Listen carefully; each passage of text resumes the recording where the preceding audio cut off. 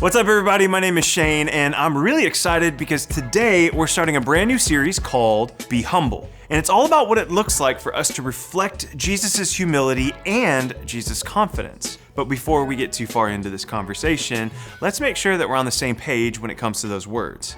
Humility simply means freedom from pridefulness or arrogance. So, people who have humility are people who don't show off all the time, they don't act like they're the best, they don't talk down to other people, and generally aren't out here acting like they're the greatest in the league. But confidence is all about being certain of yourself or something else. When you're confident in your skills, yourself, your faith, and your friends, you aren't worried about what other people think. You're simply sure of who you are. Now, when it comes to being humble, you may find yourself more familiar with what it means to be humbled. I think we've all been humbled more than we like to be. I know that's true for me. I'll never forget in middle school when, I really thought my crush liked me. So you know what I did? I got a little bit of swagger, I walked with a little bit of pride, and at lunchtime, I decided with my entire friend group behind me to walk up to her and tell her how I felt. Well, I did it. I had the courage. I was pretty confident that this was gonna happen.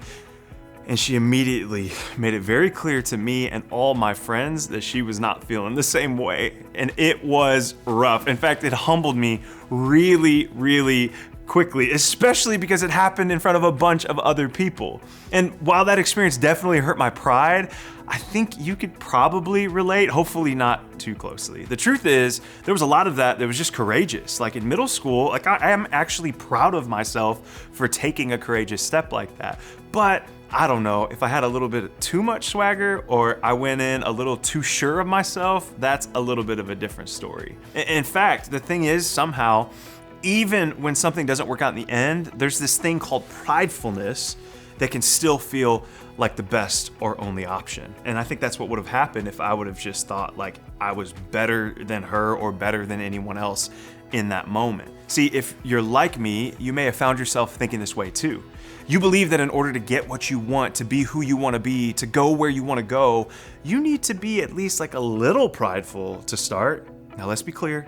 There is a difference in taking pride in something and being prideful, which is kind of what I was explaining with my story. You and I should take pride in anything and everything we do. Relationships, schoolwork, playing an instrument, playing a sport, a part in a play. Taking pride in something simply means that you value it. So I was proud of the fact that I stepped out and took a courageous step. But being prideful though, that's next level. Being prideful is when you feel like you need to be arrogant. You feel like you need to be smarter, more popular, more athletic. You feel like you need to be better than everyone else, and you want to know it and show it. See, if I would have walked away from that situation I'm too good for her anyways, that would have been prideful. And I think that's because we get messages like this from the world around us on the regular, this idea of being prideful. They're messages like win at all cost, or use other people to get where you want to go. Destroy your competition. Be the best. So that's what we think we have to do in order to get where we want to go in life. And for some of us, let's be honest, this works, at least for a little while. This pridefulness pushes us to reach our goals. Even if we lose friends or hurt other people or act out of character along the way, we still get there in the end, which is really all we care about at the time because it seems to be what's most important. But for others of us, all this approach does is make us feel like a failure. No matter how hard we try or how prideful we are, it just doesn't work out for us the same way as it does for other people. Once again, we're humbled pretty quickly. And our sense of self-worth and confidence are hurt right along with our pride. No matter where you find yourself here, the truth is the same for all of us. At the end of the day, pridefulness won't get us where we want to go. It doesn't help us become the kind of people that we want to be. In fact, it has the potential to really hurt people in the process. Even if it works for a little while, eventually we'll be humbled along the way. So there has to be another way, right? Well, there's some really good news. There is another way. But this comes with a warning.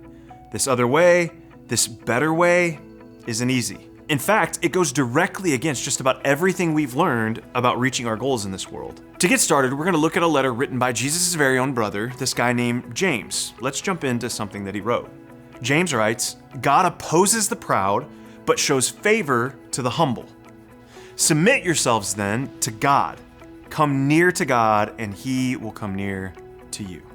Okay, so James' message here is the exact opposite of what society has been telling us our whole lives. Society says putting others before yourself will lead to failure. God says putting others before yourself will lead to successful relationships and a full life. Society says pursue yourself and your own desires. God says submit to God, and God will lead you to an abundant life. Society says strive for greatness at all cost. And God says resist the pull to strive and you'll find peace. Okay, sounds pretty good, right?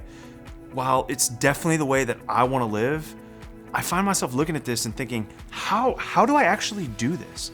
How do I resist what society is constantly saying and trust what God says instead? Well, a few verses later, James actually lands his idea with this statement. James writes, humble yourselves before the Lord, and he will lift you up. This is how we do it. By humbling ourselves before God and trusting that God will lift us up and help us when we do. Remember, humility means freedom from pridefulness or arrogance. So when we humble ourselves, it means we get rid of that pridefulness and arrogance. We humble ourselves before God and trust God to do the rest. So what does this actually mean for you right now as a middle schooler? Well, humbling yourself can look like apologizing when you're wrong, or serving someone when you deserve to be helped yourself, or celebrating others even when there's a reason for you to be celebrated. Humbling yourself could look like not bragging about your own skills or goals to make yourself look better, or not arguing when you know you're right. Humbling yourself could look like supporting someone else who does better than you do on a test, or being a good teammate even when your coach takes you off the starting lineup. Look, all of those things are really difficult, but what happens when we choose to live this way? When we choose to be humble? Well, as James said, God will lift us up. God will provide. And that's something that we can be confident in. In fact, I think that's what we can take away from James' words today. Be confident, be humble. And here's the thing. James wasn't saying that we need to mope around, pretend to be bad at things that we're good at. That's not it at all. He didn't mean that we should look in the mirror and talk badly about ourselves or not be proud of the gifts and the talents that we have.